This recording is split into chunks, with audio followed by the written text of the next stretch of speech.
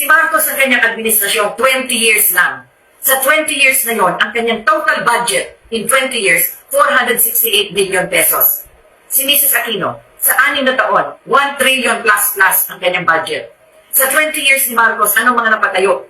Yung ating Pan-Philippine Highway magmula hanggang norte hanggang sa dulo ng Pilipinas. Yung ating lahat ng ating airports and seaports, natayo niya yan. Kaya ang Cebu, lumaganap yan, sapagkat nung lumaban si Marcos sa pagka-presidente laban kay Osmeña taga Cebu, nanalo siya sa Cebu.